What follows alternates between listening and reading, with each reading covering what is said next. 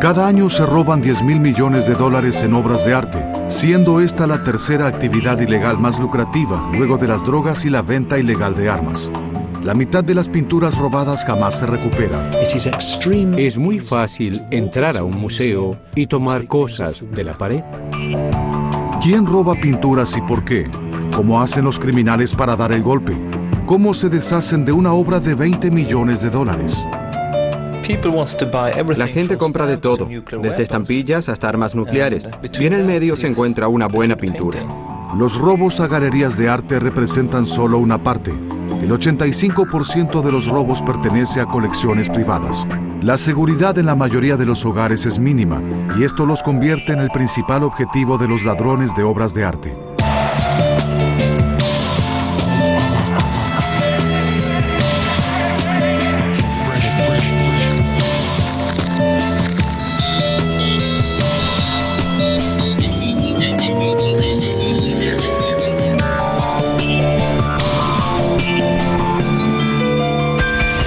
Arte codiciado.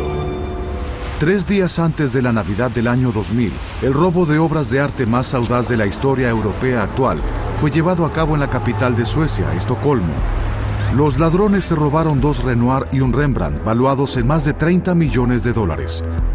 El Museo Nacional de Estocolmo alberga una de las colecciones de arte más preciadas, tan valiosa que es prácticamente imposible asegurarla. 5 minutos antes de cerrar, una tarde de invierno, un grupo de hombres llegó a destino desde el agua. En la calle, un grupo de cómplices creó una escena de distracción.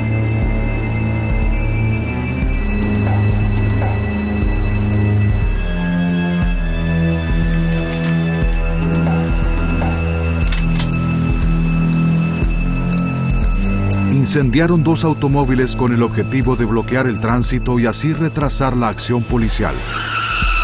Luego, sin previo aviso, los criminales irrumpieron en el museo armados con ametralladoras, forzando a los guardias y al público a permanecer en el piso.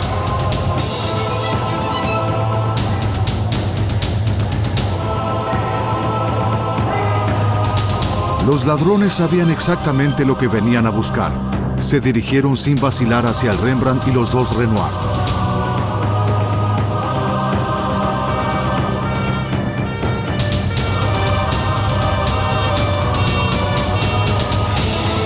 Luego abandonaron el museo tan rápido como ingresaron y desaparecieron con una suma de 30 millones de dólares en obras de arte.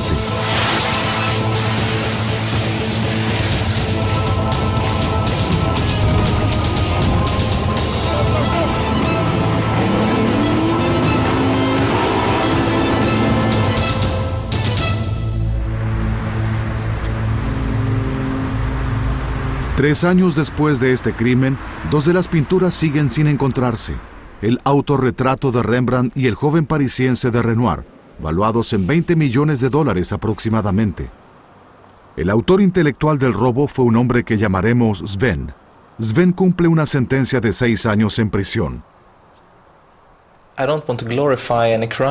No pretendo defender ningún delito, ni siquiera este. Pero en lo personal me pareció interesante y muy, podría decir, divertido. El motivo es simple, todo se trata de dinero. Entonces, ¿cómo lograron estos criminales dar el golpe? ¿Cómo fue planeado y, lo que es más importante, por qué se encuentra Sven en prisión? Estocolmo, 3 días antes de la Navidad del año 2000. Uno de los robos más audaces de obras de arte en la historia europea reciente tuvo lugar en la capital de Suecia. Asaltantes con ametralladoras irrumpieron en el museo fugándose con 2 Renoir y un Rembrandt, valuados en más de 30 millones de dólares. En una conferencia de prensa, el director del museo describió consternado el robo audaz y las obras excepcionales que habían sido robadas. De regreso al presente, el autor intelectual de este robo espectacular fue un hombre que llamaremos Sven. Sven fue sentenciado por conspiración para robar el museo y ser partícipe del robo. Él alega haber participado solo de la conspiración. Sven no quiso mostrarse en televisión, pero sí quiso contar cómo planeó este robo increíble. Los 4 años previos al robo estuve en prisión. Y en prisión a menudo se conversa sobre delitos y dinero. puesto que somos delincuentes. Y me di cuenta de que todo lo que tiene valor puede ser vendido. Uno de mis pasatiempos es visitar los museos porque realmente me gusta el arte. Y mientras miraba esas piezas valiosas, supuse que habría alguien que probablemente desearía comprarlas, al igual que sucede con cualquier otro objeto de valor. Esta es la pared de donde colgaba el autorretrato pequeño de Rembrandt antes de que lo robaran, y su tamaño reducido hacía que fuera fácil de manipular para un ladrón. Sven o uno de sus cómplices examinó el museo para robar un depósito de objetos pequeños y valiosos. Primero decidieron qué pinturas se llevarían. El resto era solo cuestión de planificación. Si vas a realizar un robo, ya sea un banco o un museo, debes conocer muy bien el área. Tienes que entrar al edificio rápidamente y salir de allí aún más rápido todavía.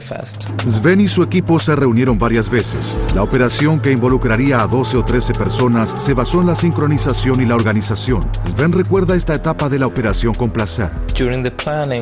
Durante la planificación estás muy entusiasmado. Incluso si tu conciencia te dice que no estás actuando correctamente, haces eso a un lado, porque ya has decidido que lo harás. Primero, los asaltantes consideraron copiar métodos utilizados en 1993. Un grupo de ladrones se abrió camino por el techo del Museo de Arte Moderno de Estocolmo. Sí, claro que puedes hacerlo. Puedes hacer el procedimiento típico de entrar por el techo, pero ya ha sido empleado en Suecia. Pensamos que debíamos intentar algo nuevo. Nuevo e ingenioso, como determinaría luego la policía. El jefe de investigaciones, Magnus Osvald, de la Unidad de Crimen Organizado de Estocolmo, abordó la investigación. Fue un robo muy bien planeado. Y la mayoría de los delitos que se cometen están muy bien planeados. Llegaron a su objetivo por el agua. El museo está pegado a un muelle. Entrar y salir rápidamente sería muy fácil. Los automóviles en llamas obstruyeron por completo el acceso policial. Aquí pueden ver el Museo Nacional. Este es el lugar donde los ladrones tenían su bote, con el que escaparon. Y este es el lugar donde incendiaron los automóviles. El tiempo es esencial para un robo exitoso. Los autos en llamas le dieron a la banda al menos unos 5 minutos extra. Cuando llegó la policía, encontró otra sorpresa. Esto fue lo que encontraron. Creo que había al menos 50 de estos esparcidos por las calles para que los autos policiales no pudiesen llegar hasta el Museo Nacional. Los preparativos fueron infalibles. Las armas automáticas se encargaron del resto. Los guardias del museo estaban en todos los pisos, incluso en las escaleras. Pero si un hombre encapuchado se acerca a ti corriendo, con algo en la mano que parece un arma, y te grita que te hagas a un lado, te haces a un lado. No importa cuán sofisticada sea la seguridad de un museo, poco se puede hacer para prever robos como este. Ole Granath es el exdirector general de los Museos Nacionales de Arte de Suecia. No, creo que no hay protección cuando alguien entra en un museo con ametralladoras. Todo lo que puedes hacer es permanecer en el suelo y esperar que ninguno de los allí presentes salga herido. Fue uno de los robos más destacados contra un museo europeo, parte de una nueva moda en robos de obras de arte, cometidos a plena luz del día con delincuentes dispuestos a usar la violencia. Los ladrones salieron del museo con una suma de $30 millones en obras de arte y escaparon en un bote a motor. Estuvo a punto de ser el crimen perfecto.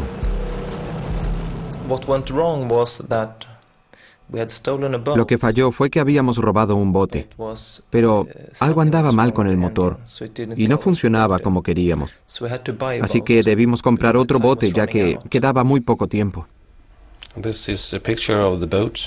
Este es un retrato del bote en el que escaparon. Uno de los errores fue que compraron este bote 2 días antes del robo y dejaron este número de teléfono. El bote y el número de teléfono fueron los primeros indicios de la policía. Varias llamadas hechas descuidadamente a teléfonos celulares guiaron a los oficiales hacia los sospechosos. Pocos días después, la policía tenía pruebas suficientes y se los autorizó a registrar diversos apartamentos en Estocolmo. Pronto dieron con el nombre del autor intelectual, Sven, quien fue arrestado antes de que se cumplieran 2 semanas del robo. The 3rd of January, I got home from Gothenburg. El 3 de enero volví a mi casa desde Gotemburgo a Estocolmo. Bajé las escaleras para tomar el metro y allí había 5 o 6 policías que corrieron hacia mí, con armas en la mano, y me dijeron que permaneciera en el suelo.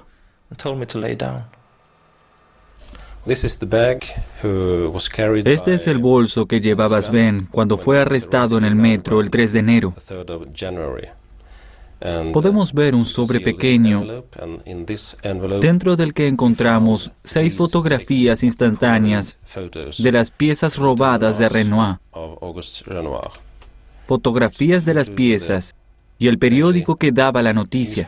Con estas fotografías podemos estar seguros que estuvo involucrado en el robo. Eran pruebas muy buenas. Con Sven en prisión, quienquiera que tuviese las pinturas debía deshacerse de ellas. Tras un intento fallido de venderlas en el mercado negro, los ladrones le pidieron al Museo de Estocolmo una recompensa por las obras de arte. Pero al igual que muchas otras instituciones, el Museo Nacional de Estocolmo adopta la política de no negociar con ladrones de este tipo. Gran parte de las colecciones nacionales no están aseguradas y no podrían pagar el dinero de la recompensa por más que quisieran. Unos meses más tarde, los ladrones realizaron otro intento por vender una pintura. Hicieron correr el rumor de que la conversación de Renoir estaba en venta. Un comprador arregló encontrarse con ellos en un café de Estocolmo. Desafortunadamente para los delincuentes, ese hombre era un policía encubierto, quien se aseguró rápidamente que la pintura fuera la pieza original. La trampa funcionó y los criminales fueron apresados. El jefe de investigaciones Magnus Osvald, quien tendió la trampa, estaba más que contento. Esta foto es del momento en que nos entrega una de las pinturas, la conversación de Renoir, con el envoltorio. Aquí es donde abrimos el paquete. Con una obra recuperada solo quedaban 2, pero los investigadores no tenían idea de dónde podían encontrarse las otras pinturas. Ole Granath sabe muy bien lo complicado que es recuperar las obras de arte robadas. Las obras robadas a menudo se usan como pago en el negocio de la droga, donde se manejan grandes sumas de dinero y las utilizan como forma de pago. Por eso se manejan para venderlas sin aparecer por los mercados. Desde su celda, el autor intelectual del robo, Sven, alega no tener que ver con la venta del Renoir. Si bien en un primer momento negó tener conocimiento del paradero de las otras obras, Sven podría ser la única clave para recuperar las obras maestras, pero no está dispuesto a brindar ayuda. Yo personalmente espero que las pinturas no regresen al museo. Pero si lo harán o no, no lo sé. ¿Por qué desea que no vuelvan al museo? Sin duda, si me pagan, yo se las entregaré. ¿Por qué querría devolvérselas si no? ¿Acaso ellos me devolverán 3 años de mi vida? Si pagan, las devolveré. 3 pinturas pequeñas valuadas en $30 millones fueron robadas del Museo de Estocolmo, y los ánimos en el ambiente se ponen tensos. Lo llamativo del robo de obras de arte es que solo nos enteramos de los casos más famosos. Rara vez oímos del robo de obras menores que no son tan conocidas, que no tienen la firma de Leonardo o que no tienen la firma de Picasso. Y yo conozco varios museos en los que me enteré, por accidente, que había espacios vacíos en las paredes porque las obras habían sido robadas. Pero las instituciones no quieren que la gente sepa lo fácil que es robar las obras y por eso no hacen públicos todos los robos que ocurren en las instalaciones. En este programa les contaremos algunos casos que acapararon la primera plana. Los 5 robos más deslumbrantes del siglo pasado. En el 5º puesto, El grito, de Edvard Munch, valuado en 70 millones de dólares. Mientras la mayoría en Noruega observaba la ceremonia inaugural de las Olimpiadas de Invierno de 1994, dos ladrones irrumpieron en una galería de Oslo y robaron la obra más famosa de Edvard Munch. Estos dejaron una nota que decía: gracias por la pésima seguridad. El detective Charles Hill finalmente recuperó la obra. En el cuarto puesto, el robo de Sombra y Oscuridad y Luz y Color de Joseph Turner, valuados en más de 30 millones de dólares cada una, fueron robadas en 1994 en Alemania. Los tres ladrones y su conductor fueron arrestados en 1995, pero las pinturas se recuperaron 6 años más tarde. Puesto 3. En 2001, la multimillonaria española Esther Klopovitz se tomó unas vacaciones que aún lamenta. Mientras se bronceaba, unos ladrones robaron 19 pinturas de su colección privada por un valor de 50 millones de dólares. La banda accedió a su casa luego de herir al guardia de seguridad. Más tarde, este admitiría que él mismo se provocó las heridas, ya que había sido sobornado para permitirles la entrada a los ladrones. En el segundo puesto, uno de los robos más grandes y más simples que tuvo lugar en Boston en 1990. Dos delincuentes vestidos de policías llegaron al Museo Gardner diciendo que venían por una denuncia de disturbio. Los guardias ingenuos fueron reducidos y atados rápidamente. Esto les dio a los ladrones 80 minutos para robar una docena de pinturas valuadas en 300 millones de dólares, pertenecientes a artistas como Vermeer, Degas y Rembrandt. En el primer puesto, la Mona Lisa. Su valor es incalculable. En 1911 tuvo lugar el primer gran robo de obras de arte del siglo XX. La policía interrogó a todo el ambiente artístico de París, incluido Pablo Picasso, quien por supuesto no tenía relación con el robo. El Museo del Louvre en París, quizá la colección de obras de arte más completa del mundo, incluyendo su obra más preciada, la Mona Lisa. Fue pintada por Leonardo da Vinci alrededor del año 1505 y cada año 5 millones de personas vienen a admirar su sonrisa enigmática. Cuando la robaron en 1911, fue uno de los pocos robos de arte con un fin romántico. Pero ¿qué es lo que hace a la Mona Lisa tan especial? Es una pintura excepcional. El interés que despierta también es excepcional y es comprensible, ya que es una obra de arte increíblemente bella. El 20 de agosto de 1911, la Mona Lisa fue robada del Louvre. Pasó los 2 años siguientes debajo de la cama de un romántico italiano. Un domingo por la noche, Vincenzo Peruggia, un inmigrante italiano que trabajaba en el Louvre, ingresó al museo con 2 cómplices y esperaron la salida del sol. Robert Noah, autor de El hombre que robó la Mona Lisa, rastreó las huellas de los ladrones. No hubo nada de ingenioso en el robo. Fue increíblemente simple. La placa de identificación en el Louvre esos días era una bata blanca. Si el lunes, que era el día de limpieza, tú aparecías con una bata blanca, a nadie se le habría ocurrido preguntarte qué hacías allí. Eras uno más. Los ladrones pasaron la noche del domingo encerrados en un armario. Al día siguiente era día de limpieza. Bien, este es el armario en el que los 3 hombres durmieron esa noche, y al día siguiente salieron hacia el Salón Carré, que es donde se encontraba colgada la Mona Lisa en ese momento. Caminaron entre la gente con sus batas blancas y simplemente saludaban a todo el mundo. De ese modo no fueron advertidos. Simplemente nadie sospechó de estos hombres. No había ningún tipo de seguridad en el Louvre en 1911. Los desamparados solían venir a dormir a las galerías y las prostitutas pasaban el tiempo aquí en busca de algún cliente adinerado. Peruggia escondió la pintura debajo de su bata y los ladrones se fueron del museo caminando. Cuando el hecho se hizo público, los parisinos mostraron una pena inmensa. Fue como si hubiese muerto una celebridad. Lo singular fue que ese verano de 1911, el Louvre recibió una oleada de visitantes que venían a contemplar el espacio vacío donde hasta entonces colgaba la Mona Lisa. La noticia apareció en todos los diarios del mundo. El Louvre los conserva en un archivo. Yo he hojeado algunos y reflejan que el mundo estaba asombrado. Se cree que el robo fue ideado por el estafador famoso Valfierno, quien recientemente había ordenado 6 falsificaciones de la Mona Lisa y pensaba vendérselas a unos coleccionistas en Estados Unidos. Para convencer a los compradores que la obra era genuina, debía robar la Mona Lisa original. Al iniciarse en Francia una búsqueda masiva de la obra, Valfierno le ordenó a Perugia que mantuviera la Mona Lisa escondida mientras éste vendía las falsificaciones. Era un hombre que obedecía órdenes, así que la escondió bajo la cama. La Mona Lisa permaneció bajo su cama en este apartamento lúgubre de París, y allí se quedó por 2 años. No tenía idea de qué hacer con la obra. Hasta que Perugia vio un aviso de un comerciante en Florencia que deseaba comprar pinturas italianas. El ladrón sabía qué hacer con la Gioconda. La llevaría de regreso a Italia, donde él creía que pertenecía. Y allí sintió un brote de patriotismo. Él era italiano. Leonardo, por supuesto, también lo era.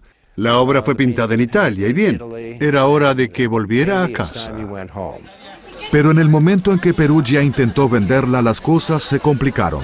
Lo que no tuvo en cuenta es que la Mona Lisa era demasiado famosa para pasar como una simple obra de arte italiana. Perugia fue arrestado y la obra devuelta a París. La ciudad estaba encantada de tener a la Mona Lisa colgando de nuevo en aquella pared. Si es que es la verdadera. Aún circula el rumor de que la pintura que se encuentra en el Louvre no es la de Leonardo, sino una de las 6 copias hechas en 1911. En nuestra profesión, nunca puedes estar seguro de nada. Pero en este caso se trata de la original, por su belleza, los materiales, la calidad increíble de la pintura, los rasgos físicos. Si la observas de cerca, se nota que es, sin lugar a dudas, una obra magnífica. Es una obra maestra. Usted supondrá que robar una obra de Leonardo en la actualidad es mucho más difícil que en 1911, pero recientemente se ha comprobado que puede ser más fácil de lo que parece. Cualquier pintura puede ser robada, incluso la Mona Lisa, que fue sustraída en 1911. En ese entonces había muy poca seguridad. Era impensable que alguien pudiera robar una obra de un museo, pero los tiempos han cambiado. Debido a que los códigos de conducta se han roto y se ha caído en un desorden donde todo el mundo hace lo que quiere y tiene excusas para ello y se justifica, la gente puede justificar el entrar a un museo o una galería y robar obras de arte. Les resulta muy fácil, no son enviados a prisión y es algo muy lucrativo. Casi 100 años después del robo de la Mona Lisa en el Louvre, Leonardo se convirtió una vez más en objeto de robo. A finales de agosto del año 2003, su obra de la Virgen con el Niño Jesús fue sustraída de un castillo en las afueras de Glasgow, en Escocia. Los ladrones pagaron la entrada e ingresaron como visitantes. Esperaron hasta que la galería se desocupara. Uno de ellos amenazó a un guardia desarmado con un cuchillo, mientras los otros tomaban la pintura, valuada en alrededor de $70 millones. Mark Dalrymple es quien se encarga del reclamo al seguro. Es comparable al robo de la Mona Lisa, ya que la obra corresponde al mismo artista. Ambas son obras muy reconocidas, son obras pequeñas, y también son obras que jamás podrían ser vendidas. Nunca, públicamente, legalmente.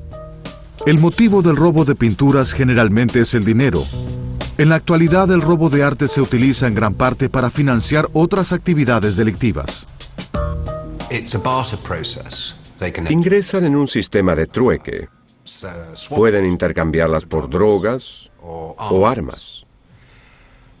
Pueden usarlas como garantía en un préstamo, generalmente a otro delincuente. Cuando piden dinero prestado, por ejemplo, $50,000, y les preguntan qué usarán como garantía, utilizan la pintura. Luego no devuelven los $50,000, ya que no los tienen, y el prestador se apodera de la pintura, a la que tal vez intente vender por un valor de $100,000. Una persona que sabe cómo vivir de esto es el ladrón de arte más famoso de Estados Unidos, Miles Connor. Ha pasado horas en las bóvedas de los museos de Estados Unidos. También cumplió una condena en prisión por venta de drogas y robo de arte. Mi filosofía en ese entonces era robarles a los ricos y beneficiarme a mí mismo, no repartirlo entre los pobres. En esencia era robar a instituciones, no a individuos, sino a instituciones que pudieran solventar la pérdida y reponer la obra. Conner, quien ha cambiado su aspecto con el correr de los años, alega ser el cerebro detrás del golpe al Museo Gardner, el robo de arte sin resolver más grande en la historia de Estados Unidos, en el que fueron robados más de $300 millones. También formó parte de la banda que robó un Rembrandt del Museo de Bellas Artes de Boston. Si bien dice que es un gran admirador de las buenas pinturas, jamás lo hizo por amor al arte. Tienes que tener un propósito para las pinturas, como el Rembrandt sustraído del Museo de Bellas Artes. El propósito de aquella fue usarla como pieza de negociación para forzar a que el gobierno retirara nuevos cargos que me habían impuesto. Por eso la robé.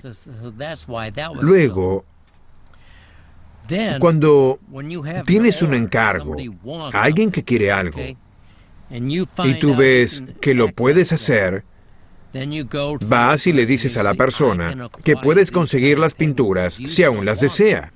Y bajo esas circunstancias es que se produce el robo y la venta de las pinturas.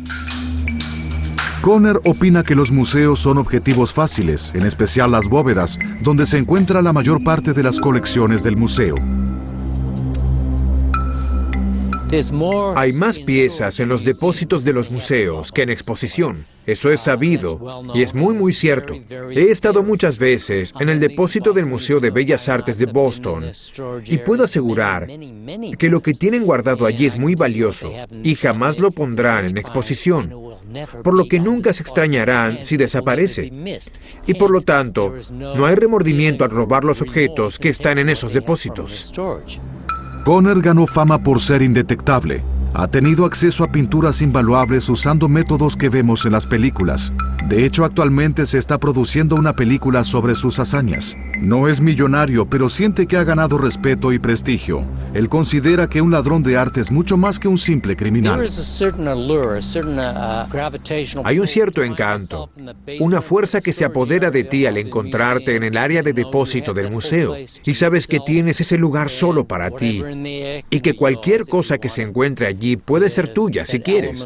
Siempre está ese elemento de para atrapar al ladrón. Todo eso es parte de la fama de ser un ladrón de arte, aunque es preferible no tener una fama, ya que el mejor ladrón es aquel que nadie conoce, tal como sucedía cuando yo estaba en actividad. Mi fama se generó posteriormente. Y, bien, sí, existe una cierta dosis de encanto, o atractivo si se quiere. Conner podrá ser el mayor ladrón de arte de Estados Unidos, pero otros países sufren aún más. Estos son los 5 casos más renombrados de 2001 según la Interpol. En el 5º puesto, Turquía. En estos días el contrabando de arte se encuentra casi a la par del narcotráfico. Pero no solo el tráfico de arte preocupa a las autoridades. 1.700 obras de arte son robadas cada año. En el 4º puesto, Suiza, la tierra del chocolate y el reloj cucú, también es un refugio para obras de arte robadas de todo el mundo. En Suiza se roban 3.100 objetos de valor por año. El 3er puesto es para Rusia con 4.400 obras.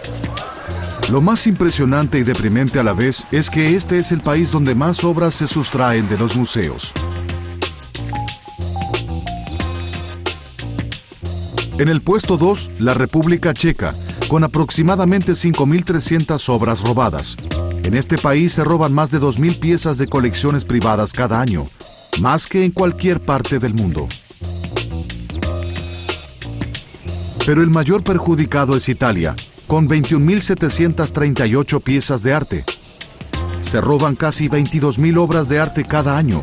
Más de 4.200 son pinturas e imágenes.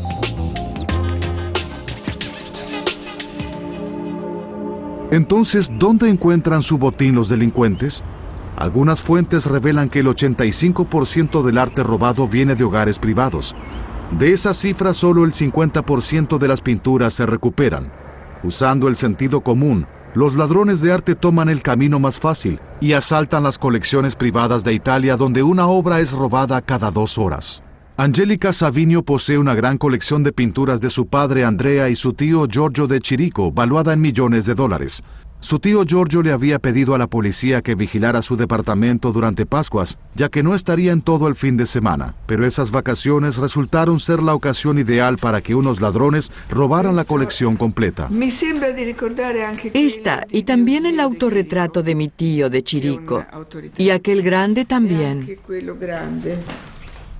Toda la familia estaba anonadada. En especial el ex marido de Angelica, Marco Antonini, quien fue el primero en llegar a la escena del crimen. Parecía que un tornado hubiese pasado por la casa. Quitaron todas las pinturas de los marcos. Incluso rompieron los armarios donde se encontraban los diseños y los bocetos. Y dejaron todo aquello que no tenía valor. Pudieron llevarse todas las cosas de valor verdadero. No dejaron un solo objeto. De hecho, se robaron todo lo que había de valor en la casa. Fue un trabajo hecho por profesionales que sabían exactamente lo que estaban haciendo y sabían lo que venían a buscar. Las pinturas en las paredes de Angelica Savinio comprendían una de las colecciones de Chirico más famosas de Italia. Pero si los ladrones deseaban tener éxito, estaban obligados a sacar las pinturas del país lo antes posible. Me sentí... Es difícil expresar cómo me sentí. Estaba totalmente deshecha. Pero también recordé que todas estas pinturas no se podían vender porque están registradas y no se pueden vender. A veces cuando se sufre el robo de una colección de arte, lo mejor es no mantenerlo en secreto. La señora Savinio diseminó astutamente la noticia del hecho para imposibilitar que los ladrones vendieran el botín en el exterior. El tiempo era esencial. Todos me decían, no hagas nada al respecto, no hables con los periodistas, no hables con nadie. Pero se lo conté inmediatamente a todo el mundo. Se lo conté a los periodistas, hice todo lo posible por hacerlo público. La estrategia funcionó. La atención que generó el caso hizo que a los ladrones les fuera imposible deshacerse del botín. Poco tiempo después, la policía recibió un dato del entorno criminal y arrestaron a los ladrones. Estos aprendieron dos lecciones importantes. No hay que robar una colección famosa, y menos aún contárselo a otros ladrones que no son de confianza. Pero la mayoría de los ladrones no cometen errores. Más de la mitad de las pinturas robadas jamás aparece. Protegerse de los ladrones de arte profesionales es difícil. El despojo a esta familia de Roma lo refleja con claridad. La colección fue sustraída a pesar de que habían solicitado a la policía que prestara especial atención durante su ausencia.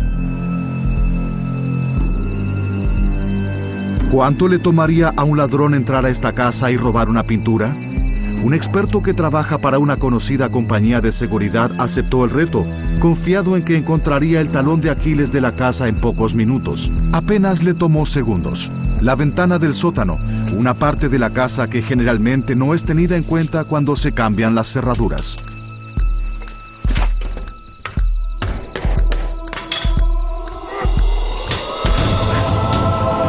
Una vez adentro es capturado por las cámaras de seguridad, lo que no es una gran amenaza para un hombre encapuchado de estatura media.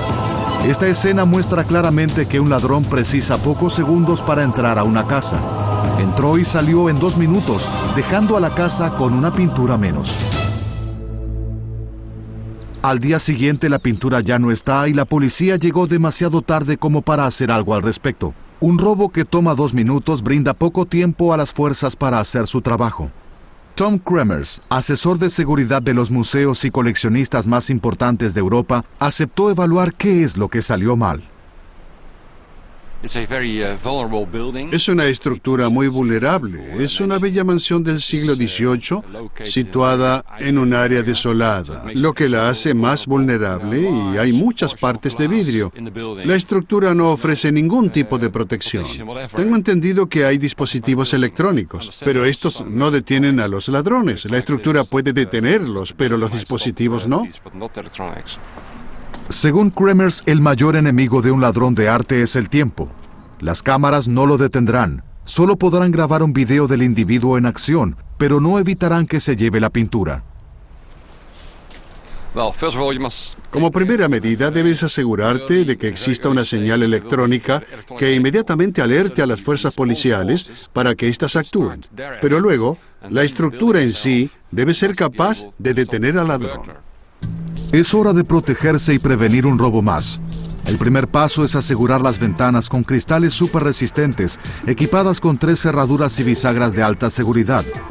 Esto debería mantener al ladrón ocupado por unos 10 minutos. Una vez adentro, este encontrará que la pintura está protegida por un vidrio de capas múltiples de 15 milímetros. El cristal está hecho a prueba de balas y una capa de policarbonato protege a la pintura de astillas en caso de disparos o golpes. Este vidrio debería quitarle al ladrón otros 15 minutos. Alrededor del edificio, en el suelo, se instala un sistema de sensores. Cuando el ladrón los pisa, el sistema envía una señal a la compañía de seguridad disparando una alarma. Conectado a este sistema hay una cámara ultramoderna capaz de girar 360 grados. La capacidad de acercamiento es asombrosa. Puede hacer foco en un ratón que se encuentra a 300 metros. Las imágenes que capta esta cámara son transmitidas directamente a la compañía de seguridad.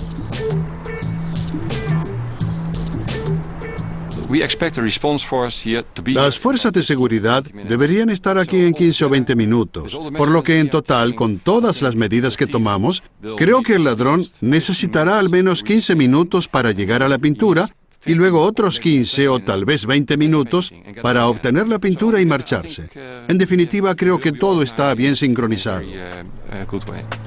Los coleccionistas no suelen tener una segunda oportunidad, pero sí esta vez. ¿Podrá el ladrón pasar estas nuevas medidas de seguridad y huir con la pintura sin ser capturado? Recordemos que a los dueños de casas antiguas como esta no les gusta sentir que están viviendo en una jaula. No se pueden colocar barrotes en todas las ventanas, pero el hecho de que nada parezca haber cambiado tiene sus beneficios. El ladrón no estará preparado para la seguridad con la que se enfrentará y las ventanas del sótano seguirán viéndose como ventanas normales. Pero les espera una sorpresa. Desde el momento en que los pies del ladrón activan el sensor, la alarma suena en la compañía de seguridad en el pueblo más cercano. El circuito de televisión registra cualquier cambio en las luces, enfoca inmediatamente cualquier movimiento fuera de la casa y se encienden las luces para espantar al ladrón. La cámara transmite las imágenes a la compañía a 15 minutos de allí. Ingresar a la casa implica pasar los cristales nuevos. Las bisagras y cerraduras deberían retenerlo unos 10 minutos. Este material moderno cumple su función. No detendrá al ladrón por siempre, pero le quitará tiempo muy valioso.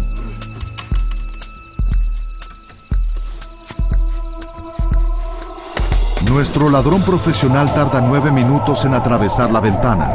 Adentro es observado por otro sensor que activa una alarma sonora. Ha conseguido entrar, pero aún debe vencer el policarbonato a prueba de balas.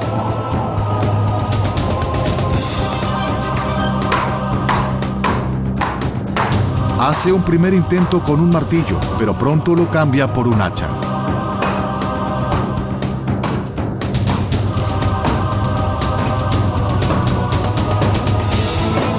El ladrón lo ha intentado durante 14 minutos, pero las fuerzas de seguridad casi están en el lugar. Este hace un último intento antes de rendirse, pero es en vano. El policarbonato quedó destrozado y no deja ver demasiado, pero la pintura en el interior se encuentra intacta y no fue robada. Fin del juego para nuestro ladrón. ¿Cómo hay que protegerse en caso de que querramos que la obra sea más accesible? Muchos museos se rehúsan a la idea de poner las pinturas detrás de cristales gruesos. Tal es el caso del Museo Van Gogh de Holanda, aún tras haber sido asaltado en 2 ocasiones.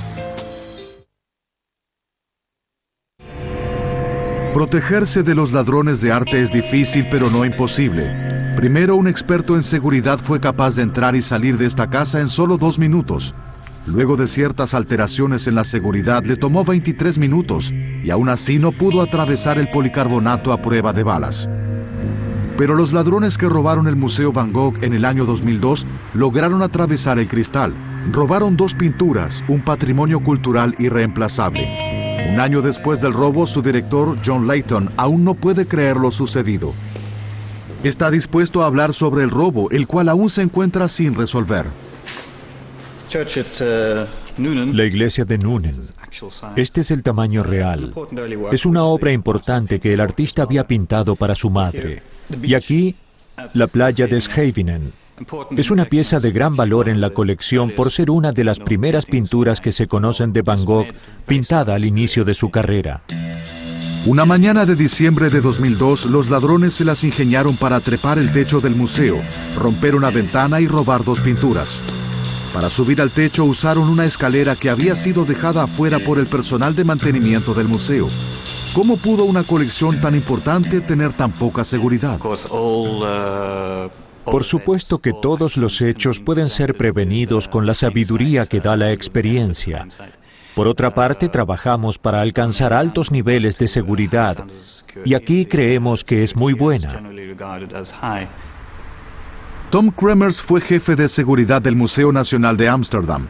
Hoy en día trabaja como asesor en seguridad privada para museos y coleccionistas importantes. En lo que respecta a la escalera, no creo que haya sido de gran ayuda para los criminales. Si querían subir al techo, podrían haber traído su propia escalera. Eso no habría prevenido el robo. Podría haber prevenido con otras medidas, especialmente en lo que respecta a la estructura del edificio. Si bien los ladrones podrían haber traído la suya, fue un gran descuido dejar durante toda la noche una escalera afuera de un museo con algunas de las obras de arte más valiosas. Según Kremers, los museos se equivocan cuando determinan las medidas de seguridad que van a emplear. Los museos tienen la tendencia a depender de los sistemas de alarma de intrusos, pero estos no los detienen. Solo disparan una alarma cuando alguien intenta ingresar en el edificio. Por lo tanto, deberían prestar más atención a la fortaleza exterior de la estructura. Eso es lo que detiene o bien disuade a los ladrones, no los sistemas electrónicos. Aún así, muchos sostienen que el abuso de medidas de seguridad interfiere con la esencia de un museo, el acceso al público. Desde el momento en que se hace público el acceso a las pinturas, hay un riesgo. Lo más seguro sería guardar todas las pinturas bajo llave en un refugio subterráneo, y ahí podríamos hablar de un nivel alto de seguridad. Se enfrentó al mismo reto cuando se decidió abrir un anexo del Museo Rijks en el aeropuerto Schiphol de Ámsterdam. La galería cuenta con obras valiosas de artistas holandeses, lo que implica un gran riesgo. La solución fue poner las pinturas detrás de un cristal de protección. Sin duda están a salvo, pero ¿han creado un ambiente artístico propicio? El Museo Van Gogh sostiene que no. Nuestro mayor reto es encontrar el balance justo entre el acceso público a las pinturas para que la gente pueda disfrutar del arte en un ámbito de cordialidad, no en el refugio que mencionaba recién, y combinarlo, por supuesto, con los mejores niveles de seguridad posibles. Bueno, tiene razón, pero en este balance también influye que él guarde su colección adentro, por lo que ha habido cierto desequilibrio en el episodio del Museo Van Gogh. Estamos mejorando constantemente nuestra seguridad según las circunstancias. Lamentablemente, los robos crecen cada vez más. Los delincuentes están dispuestos a arriesgarse cada vez más para lograr su cometido. Solo podemos amoldarnos y prevenir. No se puede garantizar que no habrá robos. Simplemente podemos intentar todo lo posible para estar un paso delante de ellos. Para un país con una tradición artística semejante, pareciera que la policía hace poco por frenar el robo de arte. Estos se negaron a hablar del caso. No, la policía no hace lo suficiente para combatir el robo de arte. Lo consideran igual que cualquier robo. Esto es un error. Solía haber un departamento especial en Holanda, una división pequeña. Solo 2 personas trabajaban en ella, pero fue disuelta hace 2 años. Lo que significa que hasta los vínculos con la Interpol han sido cortados. La policía está haciendo muy poco al respecto. Quizá el mayor miedo sea que las pinturas puedan dañarse de forma irreparable o incluso perderse. Mientras tanto, hemos ofrecido una recompensa de 100.000 euros con el objetivo de tentar a alguien que posea información sobre las pinturas para que nos ayude. Y uno de los motivos por los que ha aumentado este delito no es solo por lo fácil que es robar obras de arte, sino porque cada vez es más lucrativo, ya que las compañías de seguro están preparadas para negociar con los ladrones. Si tienes una aseguradora y afrontas una pérdida de 40 millones, cuando en su lugar puedes hacer un trato con un ladrón y pagar solamente 2 millones o 2,5 millones de dólares, es más conveniente. Y entonces los ladrones se están dando cuenta de esto cada vez más. Pueden guardar la obra en el fondo de su armario durante unos años y luego hacer un trato por ella. Con las técnicas criminales de hoy en día y un buen plan, no hay pintura en el mundo que esté a salvo. Mientras las puertas de las galerías sigan abiertas al público, los ladrones ingresarán. Una ametralladora garantizará la cooperación de cualquiera y el libre acceso a un Rembrandt, un Van Gogh, quizá hasta la Mona Lisa, por más segura que se vea su sonrisa detrás de ese vidrio. Creo que no existe pintura en el mundo que tenga una seguridad tal que sea imposible de robarla. En poco tiempo, el artífice del robo al Museo de Estocolmo quedará libre. Sven jura haber cambiado, pero aún tiene sus fantasías. La Mona Lisa representa el trofeo mayor y sería todo un reto ir por ella. ¿Pero cree que es posible? Todo es posible.